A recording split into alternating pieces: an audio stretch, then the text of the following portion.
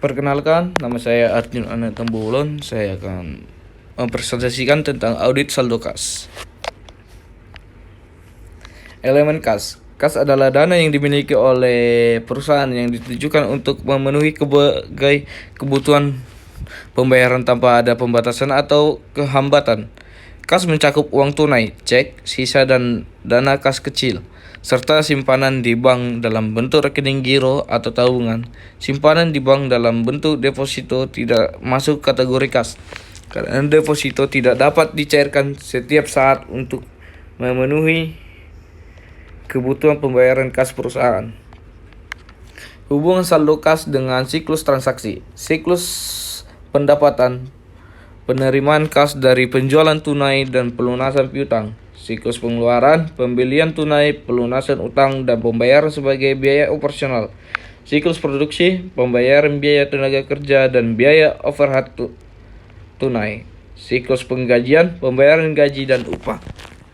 Siklus investasi, pembelian investasi, penjualan investasi, penerimaan hasil investasi, pendanaan, penerimaan dana atau pinjaman dan investasi, pengembalian dana, pembayaran biaya pendanaan.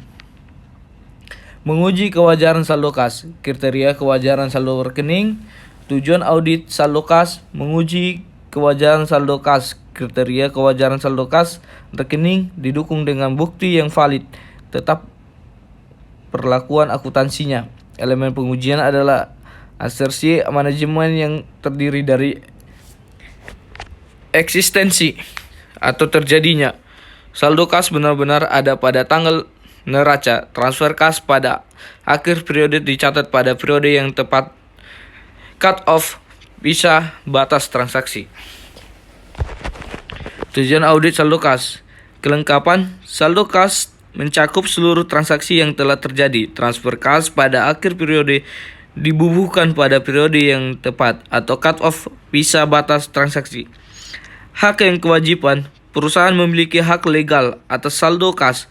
Penilaian atau alokasi saldo kas dapat direalisasikan sesuai dengan jumlah yang dilaporkan, serta sesuai dengan daftar-daftar pendukungnya. Penyajian dan pengungkapan. Seluruh pengungkapan yang diperlukan atas saldo kas telah dicakup dalam mengungkapkan saldo kas. Teknis pengujian asersi manajemen. Eksistensi atau terjadinya, misalnya dengan penghitungan kas dan investasi dokumen transaksi kas. Kelengkapan, misalnya dengan cara memastikan bahwa tidak ada unsur kas yang belum masuk ke dalam saldo kas. Hak dan kewajiban, misalnya dengan memastikan hak atau kepemilikan atas kas, serta kewajiban atau komitmen yang mengikat penggunaan kas.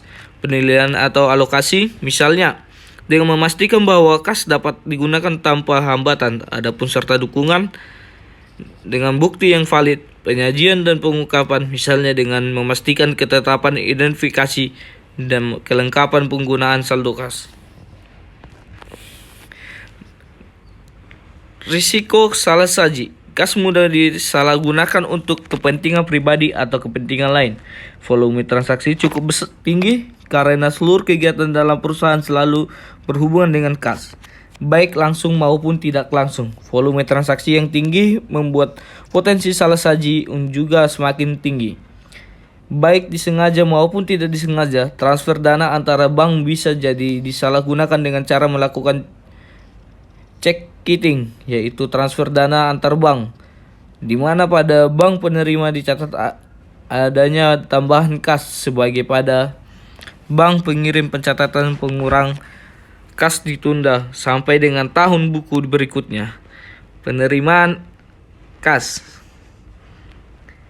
disalahgunakan dengan cara lapping, yaitu penerimaan kas digunakan untuk kepentingan pribadi dan kemudian ditutup dengan penerimaan kas berikutnya. Check kiting dilakukan oleh perusahaan, sedangkan lapping dilakukan oleh oknum petugas penerimaan kas. Pengujian substansi saldo kas. Prosedur pendahuluan: dapatkan pemahaman tentang bisnis dan industri, dan tentukan pengaruh penting saldo dan transaksi kas bagi perusahaan. kebijakan perusahaan atas prediksi saldo kas dan investasi surplus saldo kas. Lakukan prosedur awal atas saldo kas dan pembukuan kas yang akan menjadi objek pengujian audit. Tahap selanjutnya, cocokkan saldo awal kas di tangan dan kas di bank. Kertas kerja audit periode sebelumnya. Pengujian substansi saldo kas. Prosedur pendahuluannya, revenue entry pada buku kas dan lakukan investasi atas entry yang dipandang tidak normal, baik dari segi jumlah maupun asal transaksinya. Dapatkan daftar kas di tangan dan kas di bank. Lakukan verifikasi keakuratan perhitungan serta cocokkan dengan saldo kas pembukuan besar. Prosedur analitis. Bandingkan saldo kas dengan saldo per anggaran per tahun sebelumnya atau dengan prediksi saldo kas. Pengujian substansi saldo kas. 1. Prosedur analitis. Lakukan persentase saldo kas dari aset lancar membandingkan hasil dengan prediksi persentase saldo kas.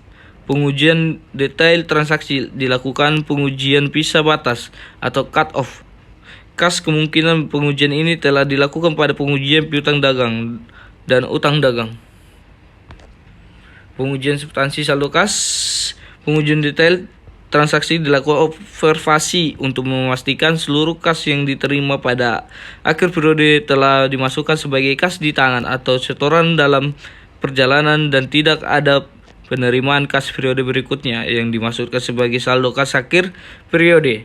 Lakukan revenue dokumentasi seperti ringkasan kas hari-hari, duplikat setoran bank, dan laporkan bank yang mencakup transaksi sebelum dan sesudah tanggal neraca untuk memastikan ketetapan cut off. Lakukan observasi atas cek-cek yang dikeluarkan pada akhir tahun.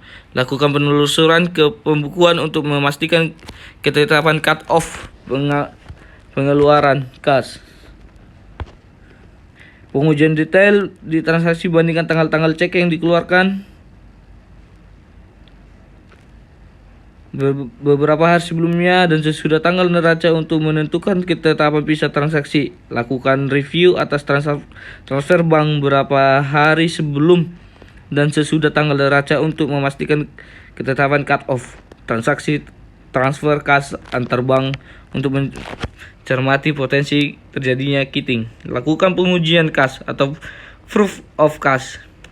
Jika risiko penyimpangan transaksi kas dipandang cukup signifikan. Detail saldo rekening atau akun. Lakukan perhitungan kas di tangan, kas on hand, dan pastikan bahwa kas di tangan telah termasuk dalam saldo kas. Minta konfirmasi ke bank tentang konfirmasi simpan dan pinjam, termasuk konfirmasi tentang berbagai komitmen dengan bank, misalnya tentang saldo kompensasi pinjaman atau penjaminan kas untuk komitmen kredit.